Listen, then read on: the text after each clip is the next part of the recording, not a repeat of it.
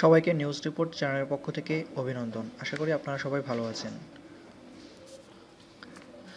25শে জানুয়ারি মুক্তিপ্রাপ্ত রইস এবং কাবিল দুই জনপ্রিয় অভিনেতা ঋত্বিক এবং শাহরুখের দুটি ছবি মুক্তি পেয়েছিল। আসুন জেনে নেই প্রথম দিন শেষে কী অবস্থা সেই ছবি দুইটির।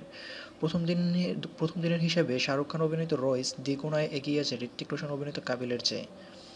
25 জানুয়ারি ভারতে একই সঙ্গে মুক্তি পেয়েছে হিন্দি সিনেমার বড় দুই তারকা শাহরুখ খান এবং ঋত্বিক রোশন অভিনীত দুই ছবি রইস এবং কাবিল। ইন্ডিয়ান এক্সপ্রেস বলেছে, প্রথম দিন সিনেমা দুটি আয় করেছে যথাক্রমে 20,42,00,000 রুপি ও 10,43,00,000 রুপি। অর্থাৎ প্রথম দিনের ব্যবসায় এগিয়ে আছে রাহুল ঢোলাটিয়া পরিচালিত রইসই। অনেকদিন ধরেই বড় দুই তারকার বক্স অফিস সংঘর্ষকে ঘিরে বলিউড যেন বাজছিল যুদ্ধের দামামা। সেই যুদ্ধে এবার অনেকটাই এগিয়ে গেলেন শাহরুখ খান। 2016 সালের ঈদেই মুক্তি পাওয়ার কথা ছিল রইসের, কিন্তু সালমান খানের সুলতানের সঙ্গে টক্কর এড়াতে 2017 সালের প্রথম ভাগকেই বেছে নেন শাহরুখ।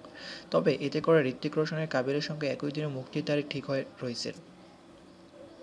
রইসে শাহরুখের বিপরীতে অভিনয় করেছেন পাকিস্তানি শিল্পী মাহিরা খান। গুজরাতি এক মদ ব্যবসায়ীর জীবন নিয়ে তৈরি সিনেমাটি গ্যাংস্টার থ্রিলার ঘরানার। এতে আরও অভিনয় করেছেন নওয়াজ উদ্দিন সিদ্দিকী। কাবিলের ঋত্বিকের চরিত্রটি স্ত্রীর মৃত্যুতে পরিশোধপরায়ণ এক অন্ধ যুবকের।